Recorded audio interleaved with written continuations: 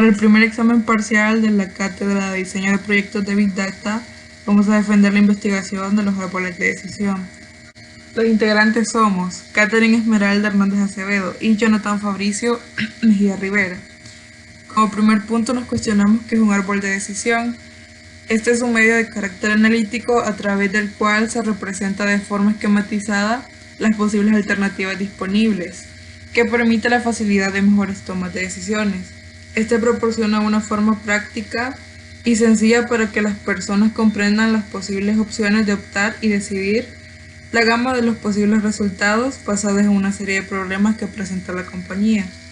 Más cuando en una organización se está expuesto a riesgos, beneficios y otros factores que ameritan la creación de un árbol. Generalmente se emplean para cuando las alternativas o opciones no están bien definidas y también cuando se presenta el caso de incertidumbre y no se cuenta con los objetivos claros hablando de la empresa.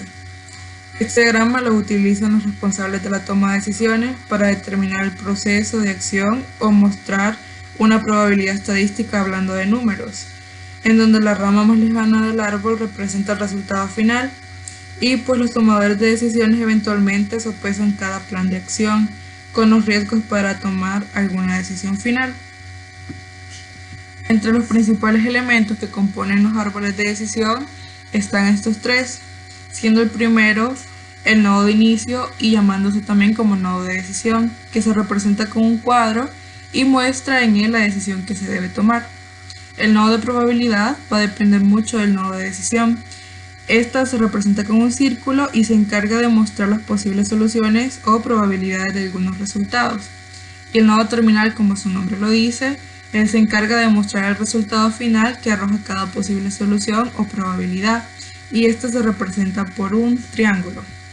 Entre los nodos que también lo componen y también son tal vez los menos comunes está las ramificaciones alternas y la alternativa rechazada. La primera podríamos ver que cada ramificación indica una posible resultado o acción. Esto lo mejor es que los señores que toman las decisiones lo han tomado solamente como un punto para ver si lo ocupan, ya sea al final o para cualquier otra solución. Y la alternativa rechazada a lo mejor sería como un 0 a la izquierda, ya que muestra una alternativa que no estaba seleccionada. Esta generalmente se omite, pero también es bueno tener las precauciones y tomar en cuenta por cualquier riesgo dentro de la empresa. Los árboles de decisión también pueden recibir como entrada los valores discretos o continuos. De aquí es donde nacen o vienen los tipos de árboles de decisión, ya que cuando los valores de entrada son discretos, el problema a resolver se denomina clasificación y ahí es donde nacen los árboles de clasificación. Y cuando los valores de entrada son continuos, el problema a resolver se denomina regresión, como lo podemos ver en el segundo literal. Para el primer literal, que son los árboles de clasificación, es cuando el resultado predicho es la clase a la que pertenecen los datos. Y en cuanto al de regresión, es cuando el resultado predicho se puede considerar un número real. Podríamos estar hablando de alguna maquinaria, infraestructura o incluso el precio de una casa. Entre las ventajas de los árboles de decisión, de hecho tenemos bastantes. Entre ellas tenemos la transparencia. Dice que es la mayor ventaja de este método y que brinda un enfoque centrado en la toma de decisiones. Esto podríamos decir que es cuando se analiza cada decisión y se calcula su valor. El equipo de la organización tendrá una idea más clara de la cual será la decisión más apropiada. Entre la eficiencia podemos ver que los árboles son eficientes ya que se puede crear en muy poco tiempo y con muy pocos recursos. Y de hecho esto es bastante cierto, ya que con otras herramientas de toma de decisión como las encuestas, las pruebas de usuario, prototipos podríamos también agregar. Esto se puede tardar algunos días, incluso meses, y generalmente se invierte mucho tiempo para hacerlo y a lo mejor dinero. Y esto pues con el fin de lograr un resultado, pero podemos ver que un árbol de decisión es una forma sencilla y eficiente de tomar pues una decisión. Entre la flexibilidad tenemos, dice que si a lo largo del camino surge una idea nueva, luego de haber creado el árbol se puede agregar fácilmente al diagrama.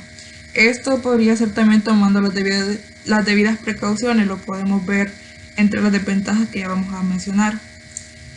Estas ramas se pueden agregar llamándose ramificaciones para posibles resultados y se obtiene más información durante el análisis. También mencionamos los siguientes puntos que son parte de las ventajas, la cual podría ser que es fácil de entender para todos los grupos de usuarios, basado en una excelente presentación visual. Esto es bastante cierto, ya lo vamos a ver en el ejemplo de igual manera. Y también que con este modelo se pueden procesar tanto datos cualitativos como cuantitativos. Y para finalizar con las ventajas, esto se puede usar fácilmente con otras herramientas de toma de decisiones. Entre las desventajas, como primer desventaja tenemos que es complejo. Si el árbol se ramifica en muchas direcciones, posiblemente se tenga dificultades para hacer un seguimiento de todo y calcular los valores esperados. Por esa razón es de tener bastante claras las ideas al momento de realizarlo. En cuanto a la inestabilidad, es importante asegurarse de que los valores del árbol de decisión sean precisos para que las ecuaciones sean más exactas. Es riesgoso ya que este se basa en un algoritmo de probabilidades, por lo que el valor esperado que se calcula es una estimación, no una predicción exacta de cada resultado. Y esto significa que se debe tomar estas estimaciones con mucha cautela, porque si no se evalúa lo suficiente, las probabilidades y los beneficios de estos resultados es de asumir, digamos, un riesgo bastante alto con la decisión que se elija. Vamos a mencionar algunas áreas de aplicación, como financiera y comercial. Y pues este modelo de árboles de decisión ayuda a estudiantes de economía y en las escuelas de negocio. De la siguiente manera, los individuos u organizaciones también pueden evaluar los costos, probabilidades y beneficios dibujando árboles de decisión. En lo que es el aprendizaje profundo, aprendizaje automático o incluso la programación, estos se pueden usar para construir los modelos de predicción automática, para extraer datos y evaluar múltiples resultados. Y en la bioinformática, este ayuda a agregar diferentes tipos de datos genéticos para el estudio de la interacción y similitud de consecuencias entre los genes. Un ejemplo de la vida real podríamos decir que son los investigadores del cáncer que clasifican las enfermedades en diferentes tipos mediante la observación de los datos de los pacientes que ya han sido enfermos o contagiados por esta enfermedad para prevenirlas. En este caso, un árbol de decisión se parece a una herramienta de clasificación pues bastante simple y útil en el ámbito de la medicina. Para culminar, mi compañero va a dar el ejemplo del árbol de decisión, tomando base la pandemia del COVID-19 dentro de la universidad, en la cual reflejamos pues las mejores decisiones que se pueden tomar en caso de un posible contagio. Comenzamos con el nodo raíz, en el cual colocamos el signo fundamental de nuestra idea, representando a los estudiantes, del cual sacamos dos decisiones o oportunidades que van al contexto del tema, como lo es si presentan síntomas y si ha estado expuesto a personas contagiadas. En el primero podemos desglosar dos probabilidades que corresponden a un sí o un no, agregándole otra decisión a partir de estas. Para el sí, el nodo final hace la decisión de autoaislarse y guardar el debido reposo. Es decir, si el estudiante presenta síntomas, va a estar en confinamiento. Para la segunda probabilidad decidimos que sí, el estudiante no presenta síntomas, puede estudiar con normalidad guardando las debidas medidas.